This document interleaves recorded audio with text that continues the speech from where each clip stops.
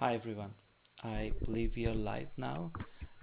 Welcome to the UiPath session 4. So we're calling this series Your Path to UiPath Mastery, and this is the session 4 with Anirudh joining me today. But before I bring him on, I just have a quick message from the UiPath world for you. If you are in the Australia New Zealand region, we are about to have our first community day. So it doesn't matter which sector or which part of the UiPath or RPA world that you belong to. You could be a beginner, you could be a practitioner or a customer. Uh, we have an event for anyone from the RPA community that is on 7th September, and it's happening in Sydney. It'll be a half day event, and it'll be full of exciting sessions from UiPath world. It is driven by UiPath, and we would love to have you there. So just a quick message to go check the link in the description. It'll be available in the video once it goes deferred live after the session has ended, and you can watch the video from that link and also register to attend the event. That was just a quick message, and now we should be able to jump into our session. I'm going to bring Anirudh on in a minute or two. I'm just going to check a few things in the background and then be with you again. Hi Anirudh, can you hear me? Yeah, hello. Am I audible now? Yeah, I think I'm still having trouble hearing you, so it's probably just something microphone related. No, I changed everything. What kind of what sort of changes you are asking No, me to do in the? unfortunately, can't hear you. Okay. What?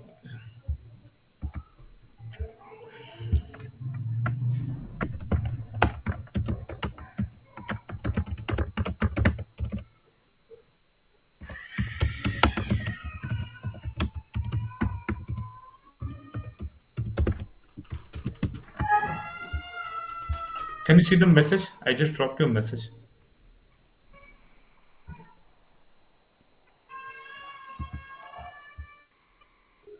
Okay, let me see if I can bring that window for you. And are you able to see the window?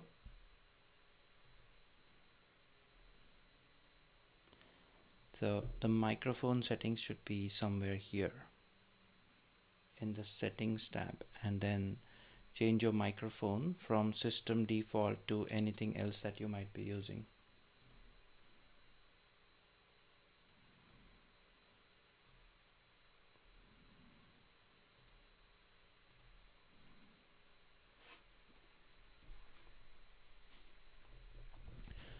So while Anirudh is trying to figure out, I would just like to get started and just do a quick recap. Um, so let's allow Anirudh to join back after he has sorted out the microphone.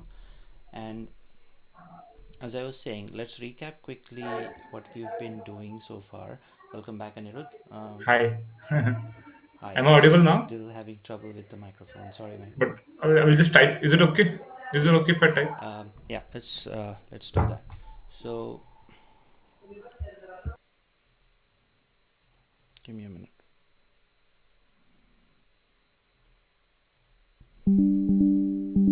I was just making sure that I'm able to hear your voice. I do seem to be on the right speaker setting, so I don't think it's a problem from my end. I'm not sure how much we'll be able to just achieve just with typing, but let's see what we can do. Are you able to at all maybe share your screen and we could quickly sort it out? Do you think that's possible? So share your screen. Let me walk you through it.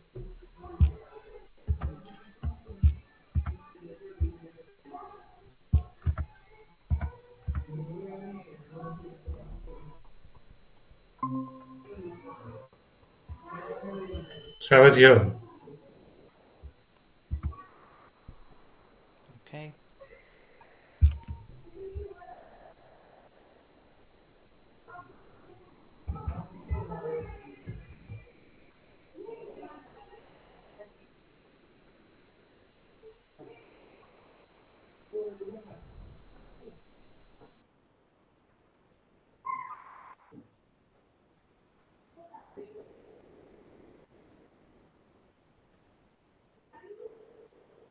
Yeah.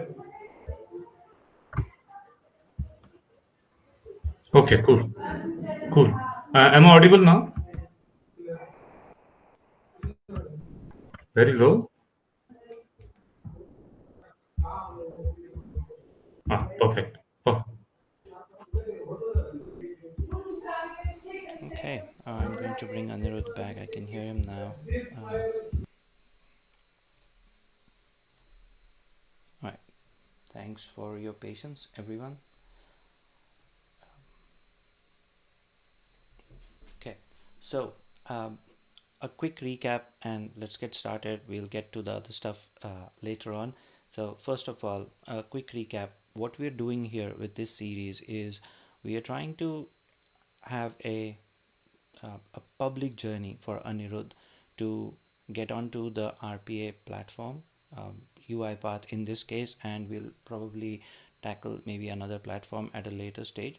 But what we are trying to do here is to establish and to demonstrate that anyone and everyone can join RPA world as a developer or in some capacity, let's say to begin with at a citizen developer role and then graduate themselves into an advanced developer role. So Anirudh so far has been taking on UiPath training, following a certain path that we are trying to craft as we go along. So it's an adventure in itself, but also a lot of figuring out and also learning at the same time. So in the previous three sessions, what Anirudh has done is he, as you can see on the screen, he has joined the UiPath platform and specifically the UiPath Academy cloud, which is the automation cloud where everything is hosted for UiPath, and UiPath forums. Forums are it's a community where people can connect and also learn from each other. They can ask questions and answer the questions for others. So it's been personally a really great resource for me to learn a lot of UiPath concepts in the past, which is why I strongly advocate everyone to join UiPath forums and become active there. We have covered in previous sessions how Anirudh has already completed these and the next steps. They are pretty self-explanatory. I shouldn't have to go through all the items, so that to save everyone's time, it's already on screen. uh, we briefly I'll cover why I focused on the LinkedIn profile, because uh, to establish or to showcase the learning, it's imperative or it's important that you also highlight every success, every little success or a big success on your social or on your professional network. And this whole journey has been designed or developed with one goal in mind, to for anyone to be able to craft a career path in RPA. So professional network is naturally a part of it, and it's not just to boast about your achievements. It's actually it establishes your uh, authority or establishes your capabilities as an RPA developer going forward. So it's very important. And last session was a solo session on my end because Anirudh unfortunately couldn't join us on the last week's episode. So you will see that in this section we had 1 week, the dates are from 1 week ago. So today is 27th August, and we had a catch up plan for 20th, and instead we did an RE framework complete walkthrough in that episode. Just by myself I did that, and today we'll just recap a little bit so that Anirudh can tell us what he has learned and in the last 2 weeks, and if he has any concerns, which I believe he does. And also after that I have some items that I will inform Anirudh about to end the session so that we can catch up again on the next week's live session. So Anirudh, I'll hand over the microphone to you. can you like please share us what Okay. you've been up Hi, to hi the Ash. last couple of weeks? Yep. Hi, Anirudh. Hi Ash. Okay, so as you said earlier, it's like a roller coaster ride, full of this journey is really amazing. It really making so many changes in my thought process, increasing my my logic. It is improving my logic, I must say. I've been practicing UiPath as you are guiding me, done with the certification, now parallelly doing the practice, taking the use cases and doing the practice. So yeah, I have few concerns. They might be like very small concerns. Okay, like as I discuss, I take very small points. So my first concern was with the try and catch. So that was the thing which really made me think but like for like it took a time to understand. Actually, I was not getting that in detail. And second most point was string manipulation. All those uh, string manipulation is something which I believe I need to give much time to understand it. But yeah, these two are the concerns, major concerns. Rest is a part of the settings. Like I even tried even I saw either I was not there on the video call, sorry, on this call live session last time, but I saw Mm-hmm. the video RE framework which you told in the brief. I went through it. I saw the couple of other videos and got the idea how the transactions are made, what kind of transactions are there, Mm-hmm. and how it is really made easy for easy things are given there. So yeah, so first thing, try and catch. That was the thing, and I Mm-hmm. believe in RE frame. There are many transactions which are based on try and catch. Sorry, based on Try and catch. correct? Yes. The states they are Mm-hmm. try and catch. Yep. So that was the main concern actually, because I believe if you are going in RE frame, these things must be clear clear. Yep.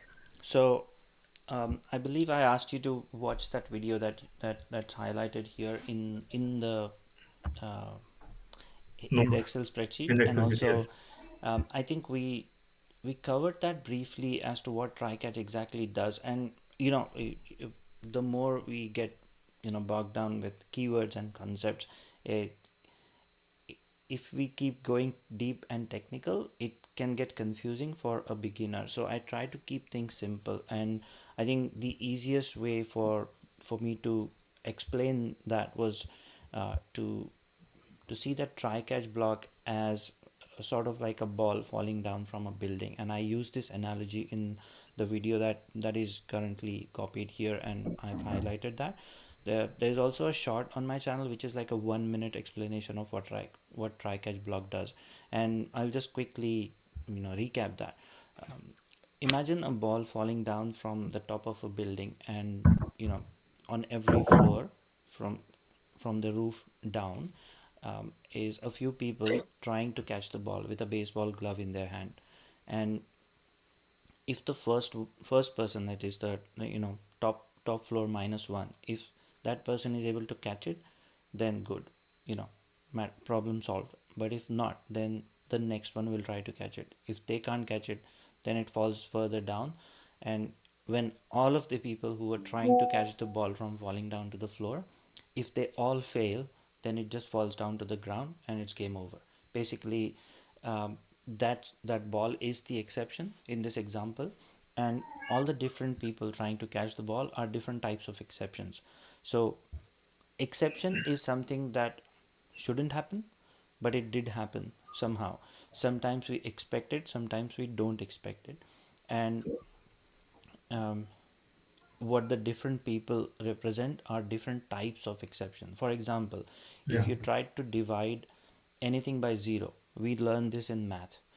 If we try to divide anything with zero, what is the answer we get? the answer is zero. No, divide by zero, so it's in infinity.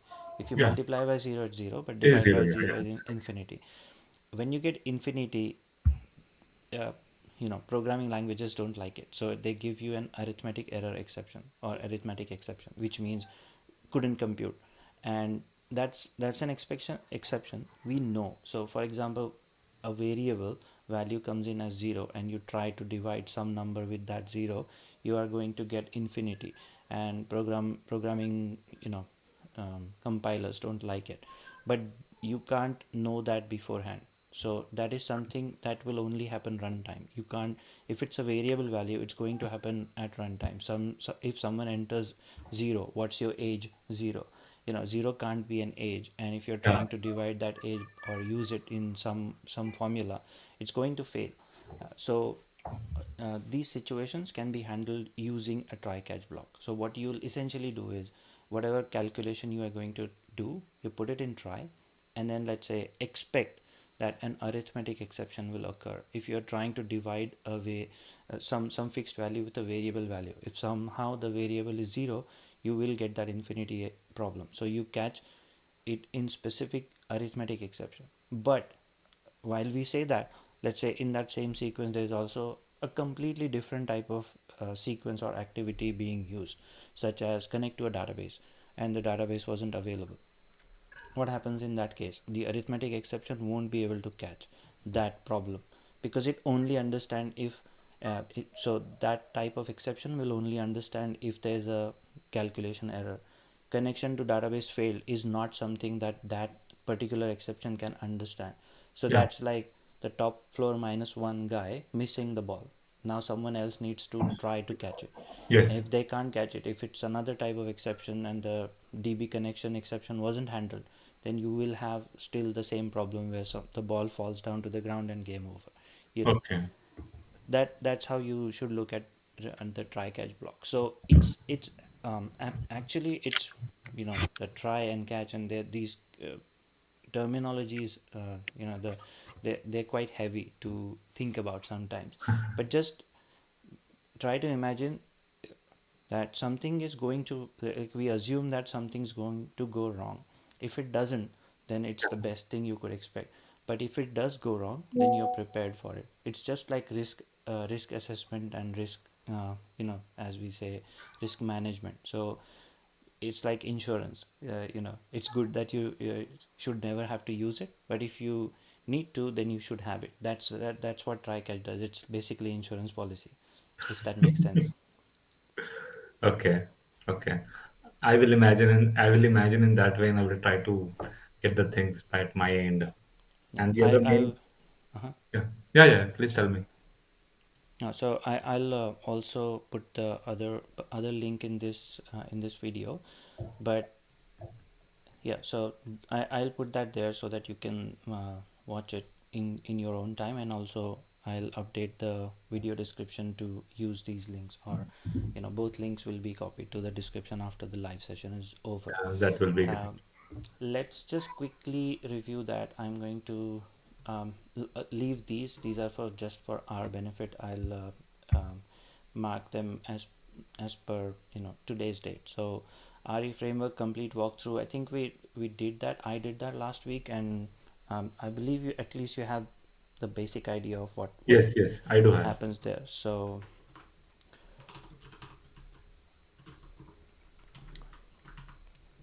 I I asked you to trace the workflow calls, meaning I think I showed you one where init all applications, how that works from one end to another, and then asked you to just try to go through or walk through all of the workflows that happen at different times. I'm not sure how much you did from the workflows, I or if it is something that is still confusing. No, no. It was the main thing. I spent my major of the time in understanding the first, which is default one. Mm-hmm. Yeah. So I first tried to understand what exactly how the default is made, like how the state machines are made, what things have been included in that. Okay. I spent my time understanding that. I was not going in deep, but Mm-hmm. at least just to know how it is built, how the default set is made, Yeah. what kind of things are included, if activity is there, each loop is there, uh, Right. catch is there. So I was just going through that, and meanwhile I was practicing the other parts, Gmail automation and everything. So I couldn't see the other workflows in the Right. RE frame. Okay. I will do that. I will I'll keep that video as, like something still to do. So Yeah, let's mark it as the next week's date to catch up, catch up again on. yeah, So yeah. let's put 3rd September,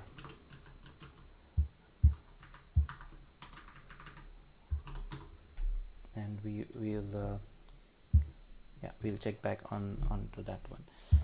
Try catch, it's not going to, for you, it's not going to click on the very first time you watch that video. So let's roll with that first of all. So even if you go and watch that one more time, it'll probably make a little more sense after I've, talked about insurance policy and stuff. But then still, it's something that you learn with practice. So the more you actually write, more program that you, sorry, more automations that you build, you will understand what try catch block is exactly doing for you. With RE framework, it's just simplified because you don't have to build them. So you just need to understand them.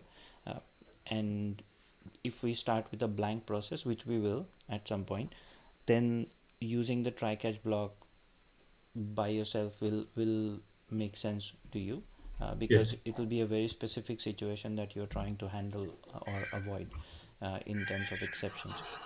So I think, because we are already kind of halfway through the session, I I don't want to spend more time just walking through, RE framework, just the blank template itself.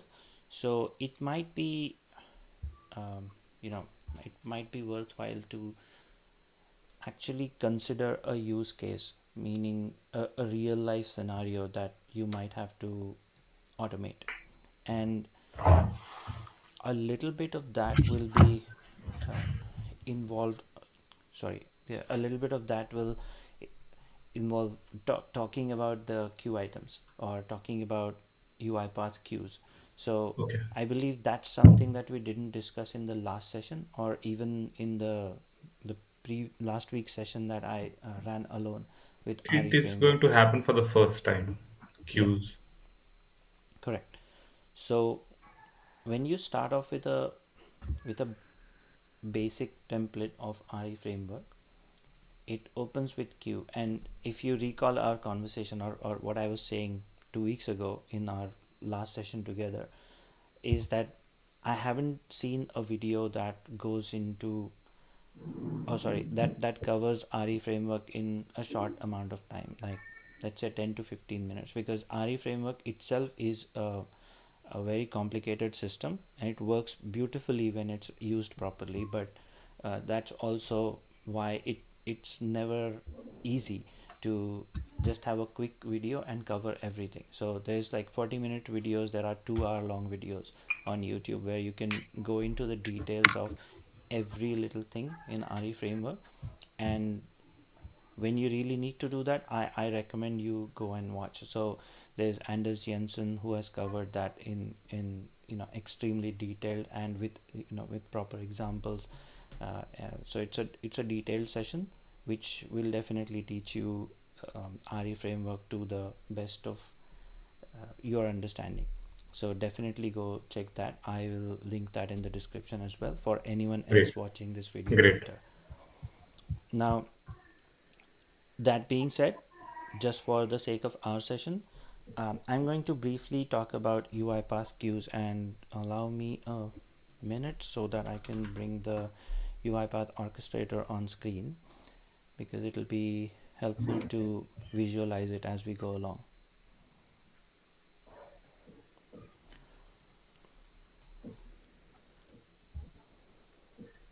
I'll also open the UiPath, sorry, the config file. So I'm using a recent version of UiPath, UiPath Studio. So depending on which which version you are using of Studio, you may or may not see config.xlsx under data. So if you're on Community Edition in August 2023, you're definitely not going to see the config, because I am using Community Edition, And with the recent changes in Studio, you can't, it doesn't show Excel files directly available here. So that's an improvement, or that's a change that has been recently made to Studio. So you may see it there, you can open it from there, but otherwise you can just simply open containing folder. Basically this button opens your project in a file explorer window, and here I can just navigate to data config.xl, right? So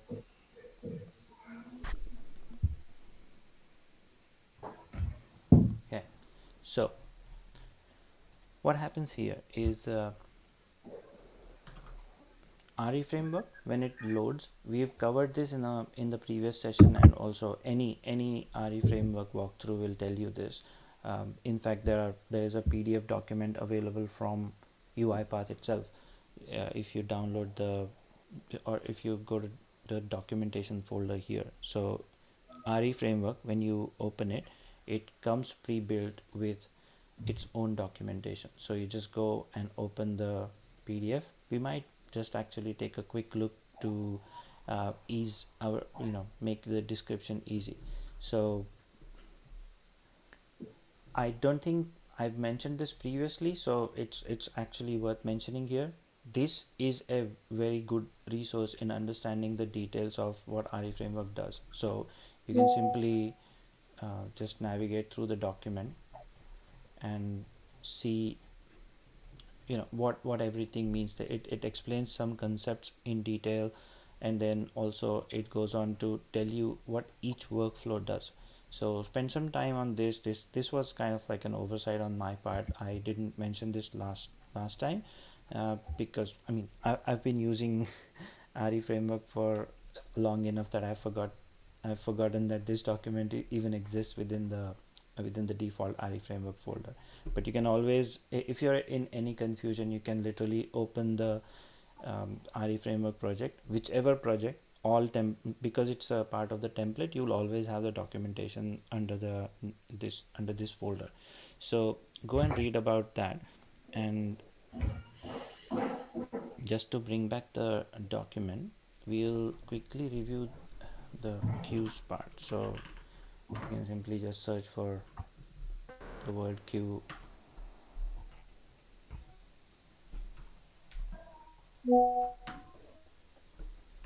Okay,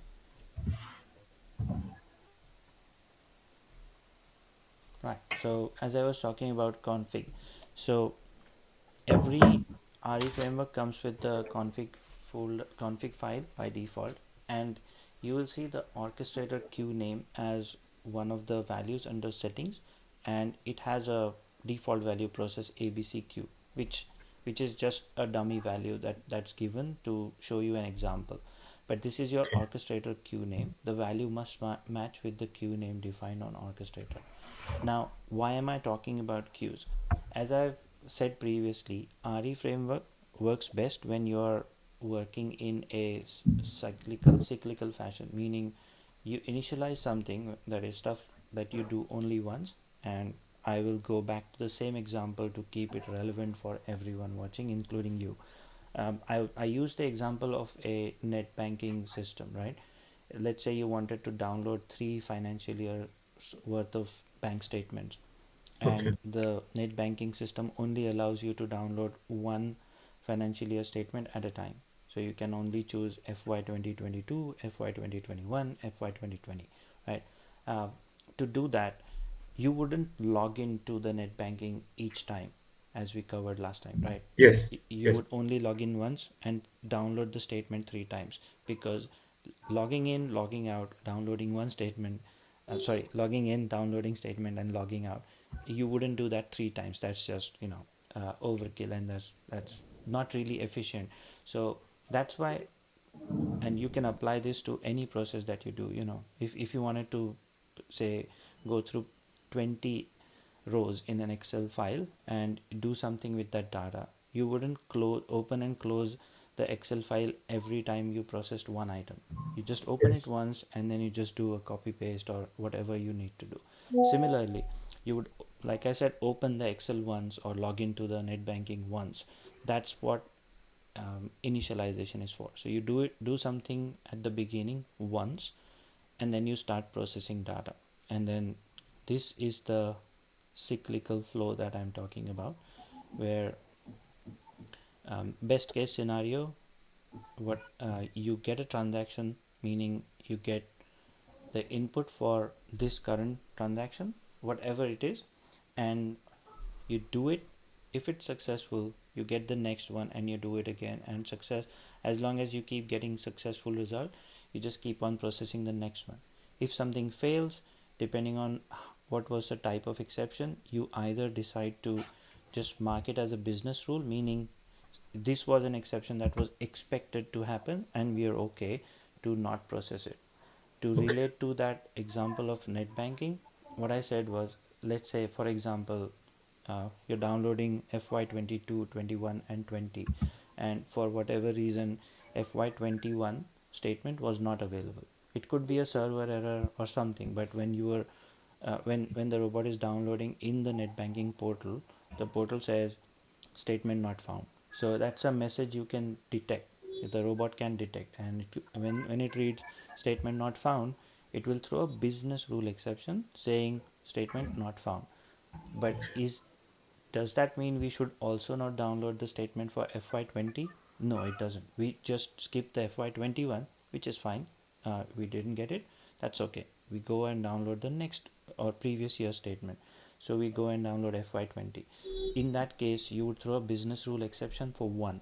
So what you essentially did was you completed three transactions, each representing one financial year, right? And then Okay. one of them ended up in business exception, two of them resulted in success. So you had a 66% pass ratio, because one out of three failed, two out of three passed. That's how you would conclude that automation, or that result. But let's say net banking just went down, the server went down. That's not something that you can, I mean, if the net banking server stops responding, you can't download FY20, 22, 21, no matter what year you are trying to download. If the net banking is down after you successfully logged in, if the server went down unexpectedly, then there is nothing you can do. And also, you can't really go back and start again.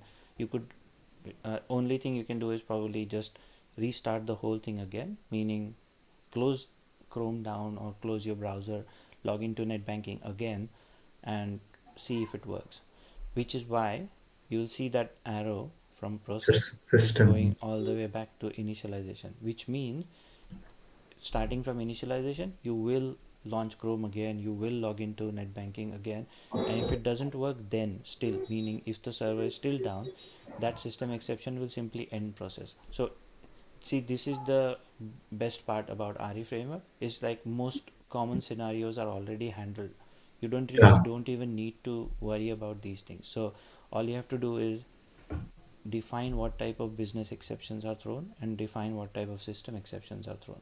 And if something that you didn't define happens, then it will just handle itself, because the system exceptions are basically like it's the mother of all exceptions, meaning there Yeah. is a class called exception, which is literally the mother of all exceptions. Uh, there's such a thing as class hierarchy, which it's a programming concept. We can probably go into that at a later stage, but just understand that if going back to that ball falling down from the building analogy, if no one else is able to catch the ball, there is a kind of catch all, meaning there is a circus net that can catch any falling athlete basically. So around the building, imagine a net that will catch all the balls so nothing hits the floor. You can do that, and that's like the last resort exception, which is just the class exception. And I think I can show you what that looks like. So here we are in the process transaction block, meaning this is where I am, right? Process. So in process, you will see the try block, and like I said, now don't look at it as try catch block, something that's very heavy or something that looks really complicated. Just look at it like a building now. Okay, so this try is basically someone threw a ball in the air at the roof, like on standing on the rooftop, Yeah. and I so someone threw a ball up and then they couldn't catch it, so it fell down to the next floor. That next floor is the business rule exception. So now look at this building, right? Try ignore this, because that's what you're trying, that is the ball. So this whole thing is just throwing the ball, and something happened, so the ball, that person couldn't catch. Now the ball falls down, business rule exception. Were they able to catch it? Meaning, if and only if there was a business rule exception, then it would be able to catch it. That's a type of exception. So if a BRE, that's the short, BRE, business rule exception happened, then yes, you will catch it. But if it's a system exception, which is not anything but a business rule exception, then this block will not be able to do anything with that, right? It depends on what type of exception was thrown by the try block. So how that is defined, we'll look at that in a real example. But for now, let's just get the building thing, understand it, that Yeah. something was tried and it failed. If it failed, was it a BRE? No. No. If yes, then catch it. If no, then it falls further down to the next floor. Now, in this case, there is only one, meaning just the exception class. And exception is the mother of all exceptions, like I said. So Yes. it will be caught no matter what, it will be caught by this. And that's how, when you look at the main process, there are two types of exceptions. So that's the person number one on floor, one floor below, and that's the person number two with the building net, the net around the building which catches everything, if that makes sense now. So those are the two exceptions you see going out from that block. And if nothing failed, then of course you have the success path. So you are saying, if it's successful, just carry on because everything's fine. So you don't need to worry about that. If I, let's say, if I wanted to add a new type of exception, this is how I would do it. So I would say there might be a null reference exception. What that means is, if I'm expecting a value, for example, how, there will be a way for me to pass on which financial year I want the statements for. Let's say I don't want last 3 years. I want FY22, 20, and FY18. Only even numbers. Like, so last three statements for only even numbers. Let's say I wanted to do that. I don't want to download 21 or 2019 statements. So if that value wasn't passed in, let's say 22, after 22, instead of 2020, there was just a blank value, then it won't know which year to download the result for, and I could catch it in the null reference exception block. Meaning, I was expecting a year to be present, but I don't know what year to download for, so it will be Yeah. passed in as a null reference exception. That's just one example, but there are many cases where you expect something, but there's nothing's returned.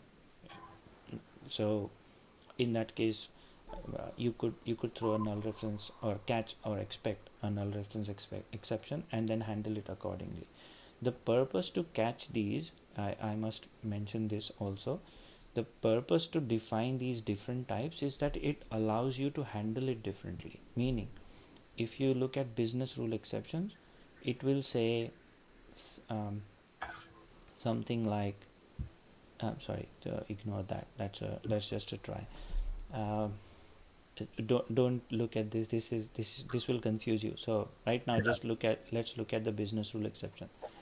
Let's say I want, I mean, in my current project, if I wanted to say, if it's a business rule exception, literally do nothing, just carry on like nothing went wrong, I could completely just delete these, right? So now I just have a blank box here, right? Business rule exception, blank box. What this will do is, if even if anything goes wrong, it will be caught as business rule exception. And what does BRE say don't do anything. It will not do anything and just move on. But I'm using this as just as an example. Never do this, guys. Anyone watching this, you बिल्कुल should never just blank handle an exception, because that will lose you control on things that you could, you know, clean up. Something fails, you must handle it with, proper steps that, or corrective actions to be taken when something goes wrong. So this is just as an example, but you should never just blank handle an exception and move on like nothing happened, because something did go wrong and their corrective steps must be taken to at least complete that transaction in a proper way, mark it failed or mark it postponed, and move on to the next transaction. But if I did this, the transaction that I am working on will be forever left in progress state, and after 24 hours it will be marked as abandoned. What all that means, we will see that now by looking at the real orchestrator window. Let me relate those examples to the orchestrator now. So I will bring back the config file now. Here you can see the process abcq is the name of the queue, as the config file says, and that's just a template.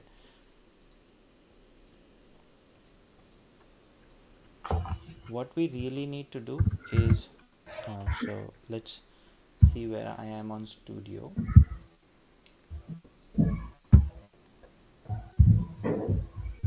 Okay.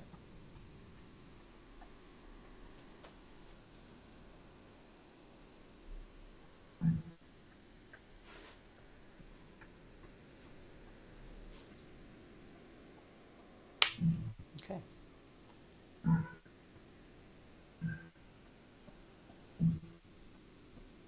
Okay.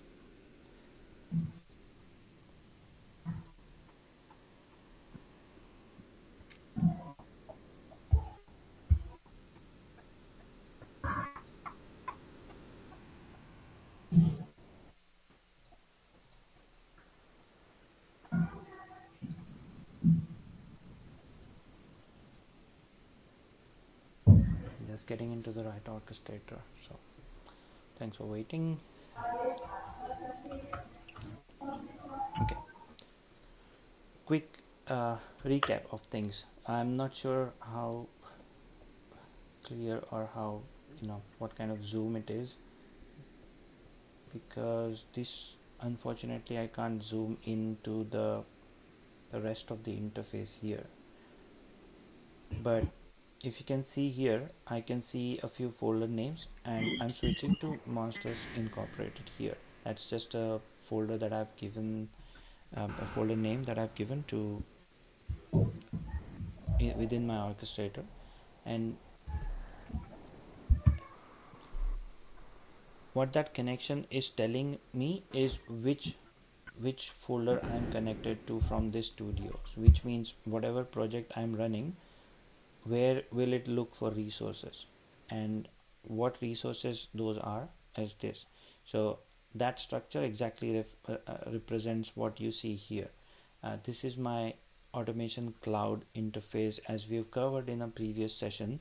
This is just a free community edition orchestrator that I've set up for myself.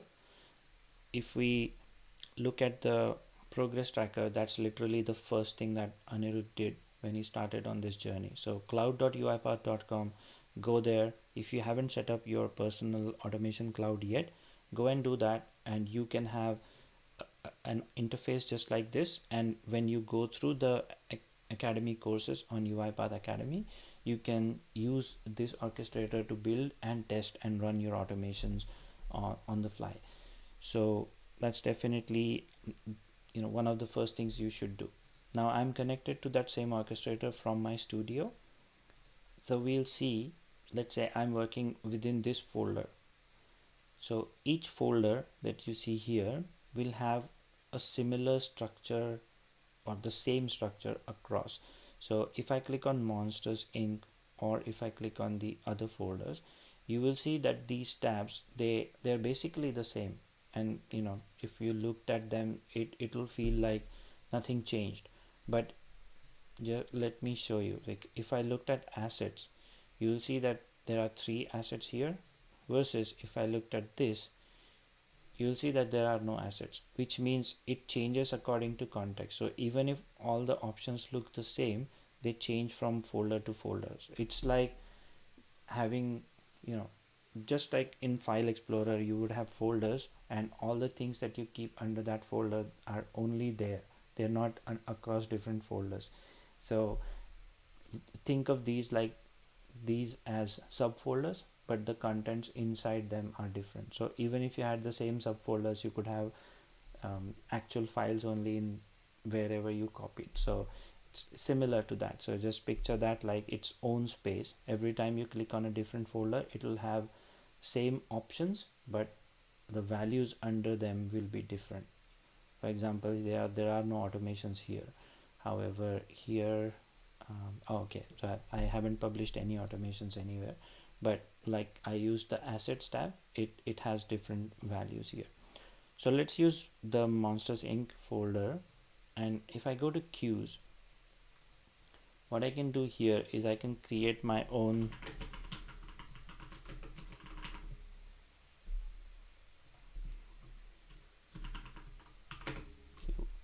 So I'm creating my own queue, and I will copy this name.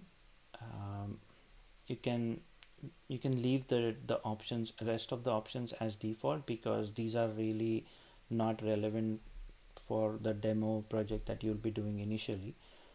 These can be relevant depending on how complex or what kind of project you're working with, but for now I just removed the auto retry option and just said try once or otherwise give up.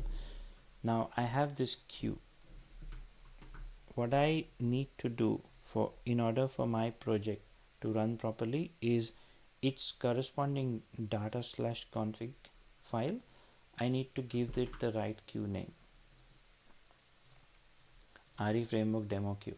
So now this is the real connection. What I did is wherever I'm actually going to run this automation, I need to create a queue, and then I should tell my RE framework where that queue is kept, or what's the name of that queue.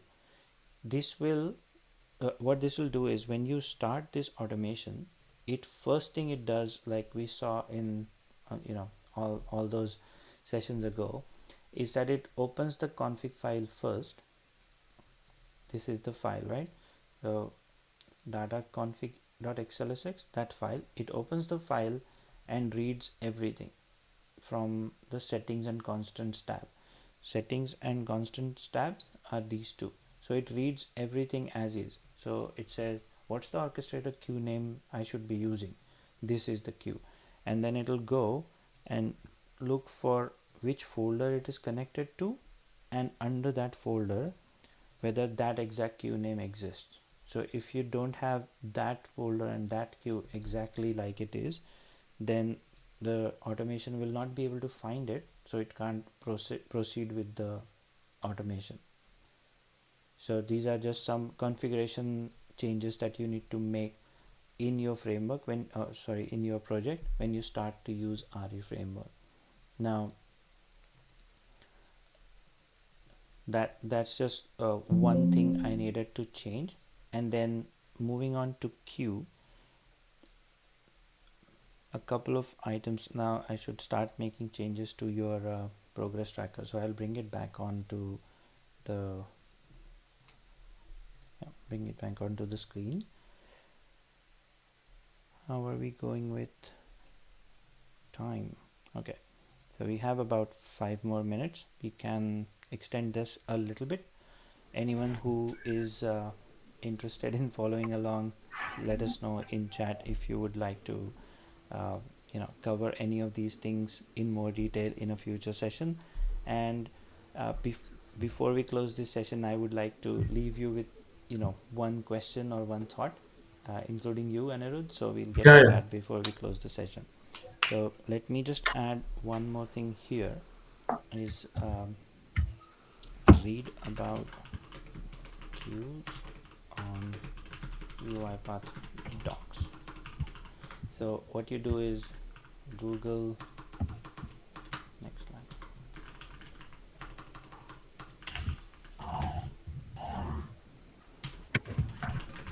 docs, right, and read about them. So what will happen if you do that is, and you just put UiPath docs queues, right? It takes you to orchestrator about queues and transactions. It'll give you um, a theoretical explanation including some screenshots. So Yeah. if I did this in the live session, it will take forever to for me to create queue items, actually try and process them. You should definitely check out some YouTube videos that are already there, and they explain this in a very systematic manner. So absolutely follow along, and it will help you build any projects that you build in future. But also read about the queues and transactions on this on this page. So just Google that, and literally the first result will be this page. So Yes. read those and get an idea of what you can do using queues. So why does RE framework use queues instead of Excel? Because you will see that a lot of automations are built using just Excel file. So you would have like 200 or 2000, even 10,000s of records dumped into an Excel file, and people will say, just get this Excel data and put it in my SAP system, or some kind of like Salesforce, anything like that. So that's a good example of where RE framework can be of use, and it is possible to convert or not use queues but use Excel. The benefit in using queues is that it gives you a transaction item, meaning like row by row track of everything that happened. So if you had 10,000 rows in an Excel file versus 10,000 queue items present on UiPath Orchestrator, then you can see item by item exactly what went wrong. You can track their individual exceptions, what went wrong, Yes. and they will be recorded automatically through the default RE framework setting. Whereas if you were processing, let's say, an Excel file having 10,000 rows with, I don't know, like 20 columns, you would have to create a 21st column saying status, and then Yes. 22nd column saying if there was an exception, what type of exception, a 23rd column saying this was the complete detail about the exception, because the exception doesn't come just by the type, like I covered the system exception or business rule exception, but then you also have to give the rule reason for that exception, meaning if you had multiple business rule exceptions like statement not available or you are not authorized, for example, right? So then you would have to classify the reason as well. So it just gets more and more complicated the more data you have to process. If you use Excel, it gets more complicated. It's not like it can't be done or it shouldn't be done. There are reasons or there are cases where Excel uh, files are used as like the the sole input, and then we have to manage with the Excel file. It's just RE framework comes pre-built to use UiPath queues, because UiPath queues itself is a really strong um, system that is built to itemize each transaction that is processed. So definitely read more on that. I think we, today's session we covered a lot more in RE framework. So I was planning on probably going into some of the some of the use cases that we could consider for your first RE framework project, but I think it's better if we leave that as an individual session for the next time. So what I Yeah. would like to do is go through with you on a real use case that we could build. So we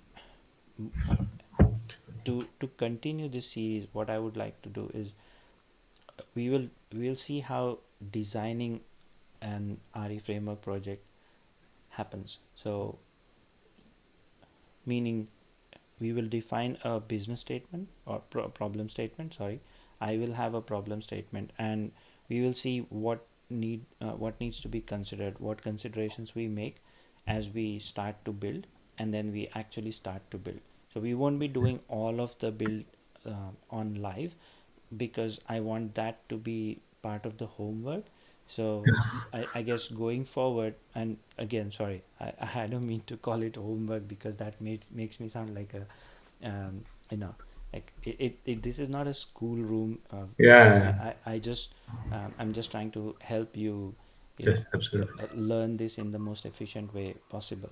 So uh, I'll make some itemized lists. You can go and, take at your own pace. So take it at your own pace, kind of course.